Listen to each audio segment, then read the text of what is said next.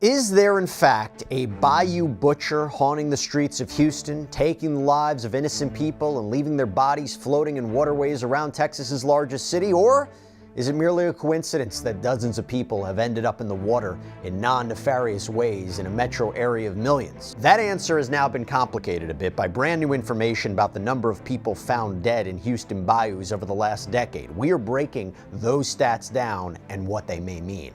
Welcome to Sidebar, presented by Law&Crime. I'm Jesse Weber. As you're watching this, have you ever wondered how we're able to share so many clips from all of these stories so quickly? I'll give you a secret if you're in the content creation game. It's called Opus Clip. This is an all-in-one AI editor that makes it a breeze to cut, create, and upload videos across any platform. Through AI, Opus Clip, it generates B-roll, it reframes footage, and it even cleans up audio. It is so easy to use. You just visit opus.pro/sidebar, you sign up, you upload, and in minutes you will have perfectly edited clips ready to go for TikTok, Shorts, Reels. Opus is your one-stop shop. And having a tool like Opus Clip means our producers can get you viral courtroom updates instantly. At Sidebar, we want listeners to share their ideas too, and this is the most powerful tool there is to help you edit like a pro. Go to opus.pro/sidebar to create your videos today. New statistics that have been unearthed by investigative news teams in Houston, Texas are shining a shocking spotlight once again on the bayous in the area and the number of bodies that have been pulled from the water in the last several years. And it is only fueling speculation that there may be a serial killer, a bayou butcher, stalking parts of Texas. And we've talked about this before. We've talked about this strange situation before here on Sidebar, that according to the Houston Police Department, between September 13th, 2024 and September 20th, 2025, officers responded to 39 incidents where bodies were found in different bayous around the area. Now, the causes of death were still pending for more than a dozen of those people. At least 11 had their causes listed as undetermined. That's according to police records that were provided to Houston public media. But in mid-September, there was a body that was discovered in Brays Bayou. And after several days, officials were able to make an identification. 21-year-old Jade McKissick, a University of Houston student. She'd gone missing after leaving a midtown bar, and police say she was last seen at a gas station buying a drink. She's seen leaving alone, the cameras lose her, and she wasn't seen again until her body was found. According to a news release from Houston PD, quote, an autopsy by the Harris County Institute of Forensic Sciences revealed no signs of trauma or foul play, and the cause of death is still under investigation. But McKissick wasn't the only person found in a bayou on September 15th. No, hours later that same day, the body of 43-year-old Rodney Chapman was found in Greens Bayou. His sister told outlet KHOU that her brother's body was shirtless. He was apparently wearing a pair of shorts, one sock when he was found. Next day, 24-year-old Seth Hansen's body was found in White Oak Bayou. September 18th, HPD says witnesses reported seeing someone jump into Buffalo Bayou and never resurface. That man was identified as 63-year-old Arnulfo Alvarado. Michael Rice, reported to be either 66 or 67, was found dead also in Buffalo Bayou on September 20th. A sixth person was found dead in almost as many days on September 25th.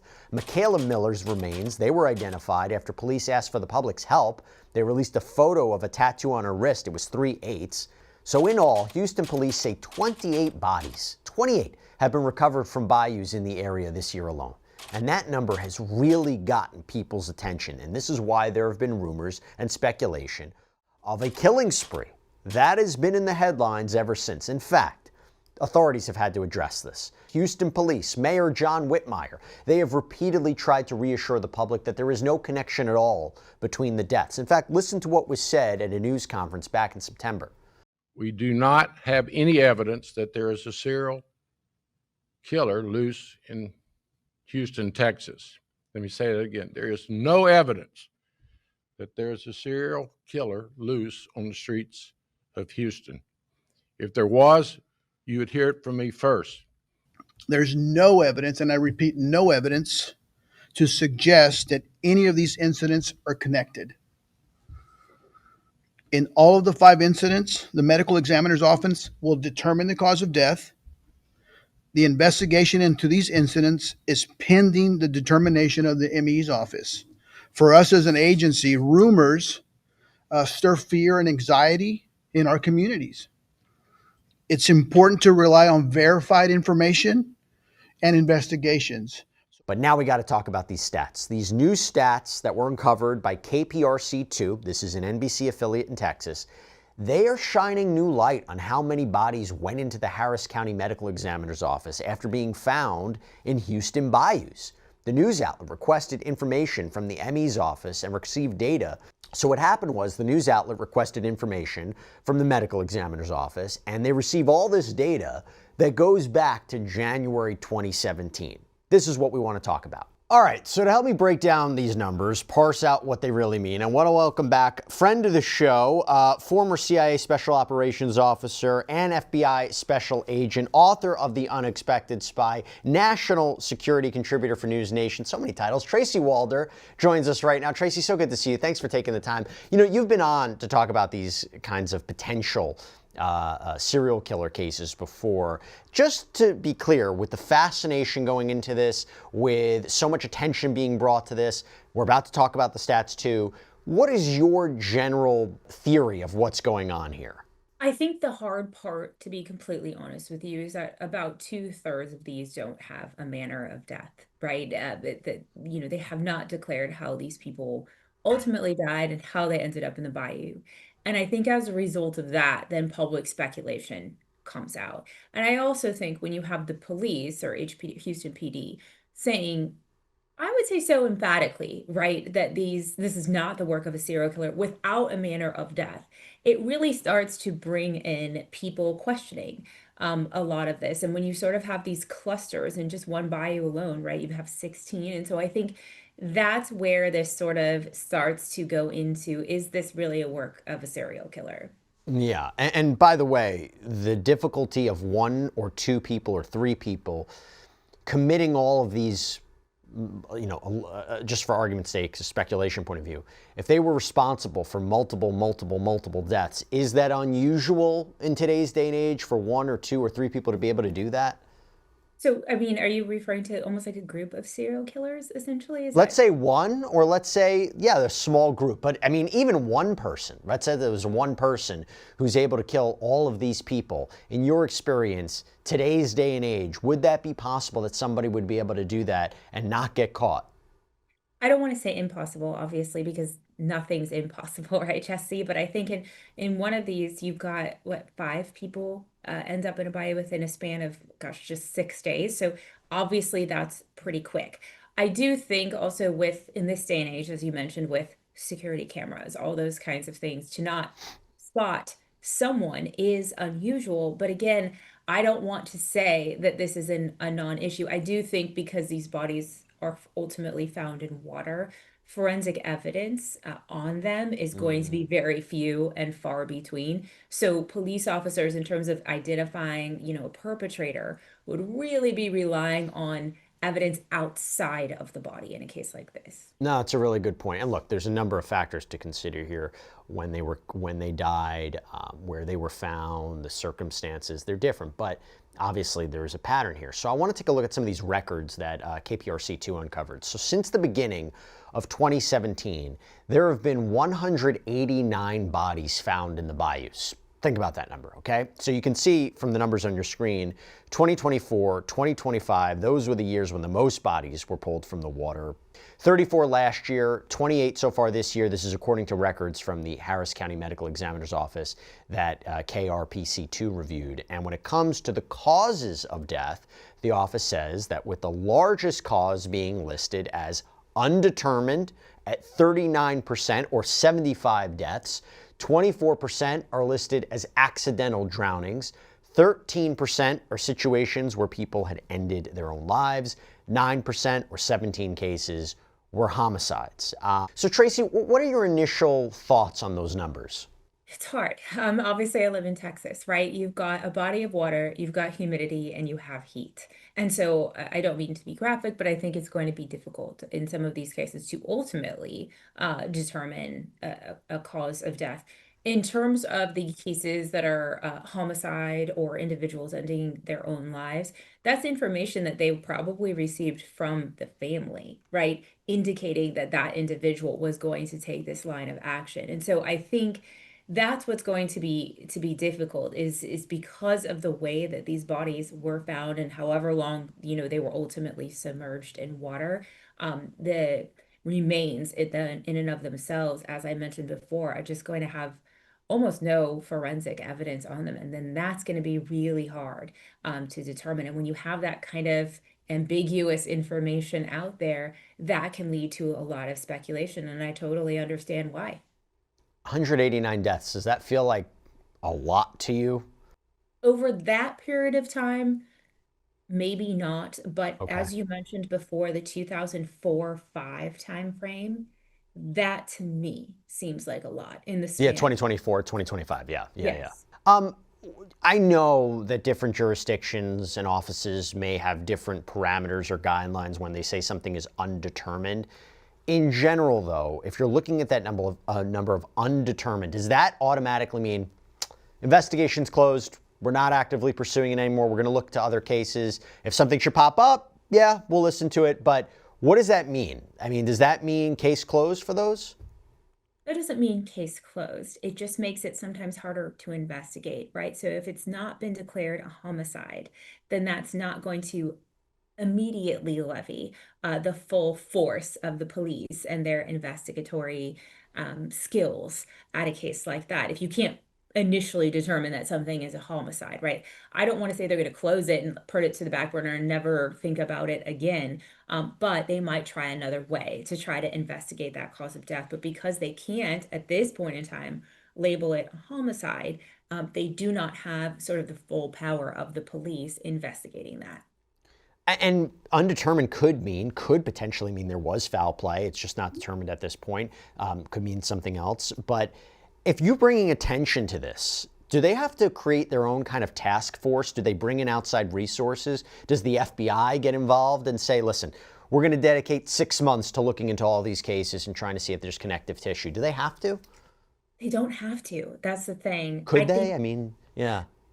if you want me to be honest, I think it's in the public's best interest too, especially when you have that many undetermined. If you just had one or two, unfortunately, that had remained undetermined, I can maybe understand not bringing all of that and creating a task force. But when you have this many that are undetermined, I feel it could potentially create an issue where the public may or may not be safe, depending on what those causes of deaths are. And so I would think that you would want to create a task force to really try to pinpoint that to determine Right. ultimately what's at play here. And according to the mayor, there are 2,500 miles of bayous in the Houston area. So it's not like there's just one small body of water where all these bodies keep being found. When you look at that and you talk about 189 bodies being found since 2017, I guess it makes a little bit more sense. You're talking about bodies of water. I'm not from Texas, but I guess that is something to consider here when we talk about it. I mean, listen, Houston is essentially one big group of bayous. And I thought about that because, you're right, 189, I'm not minimizing the death of any of these individuals, but when you have that many miles of bayou, yes, it's somewhat of a drop in the bucket. But when you start to look, that 16 were found in one of them. To me, that's a high cluster of numbers being found in just one of the bayous. And some of them you've got maybe one or two, but in one you've got 16, and another one you have nine. And so in some of these, I think it would be in their best interest to look at where the clusters of these are and determine if there is something or not going on in these areas. And I have a few more stats about the deceased in a minute, but just generally speaking, if you're seeing one death and two deaths and three deaths, law enforcement doesn't set up a perimeter around these bayous to see what's going on. I mean, that part struck me as strange, right? Shouldn't there be some level of surveillance to see what's going on in these areas? Yes and no. They're doing that in Austin, obviously. Yeah. They that in the waterways there. They've set up more cameras, more lights, those kinds of things. But to the issue of bayous, first of all, HPD is only so big, right, that they can be monitoring that. But in terms of the bayous themselves, they are so vast and there are so many of them. It probably would be in their best interest to put up more cameras. All of that costs money. So I don't know what their budgeting is. They can't necessarily just set up perimeters and sit on them because, again, we don't know when some of these clusters occurred. When was the first person who was found in it found, and then when was the last person pulled out? If that's over the span of the year and there's only 4 people, then you're going to be sitting on that bayou for 12 months, and that isn't necessarily feasible.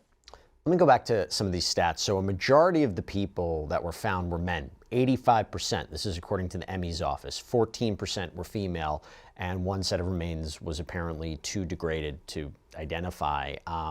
Tracy, what do you make of that number? Does that surprise you? Yeah, it does.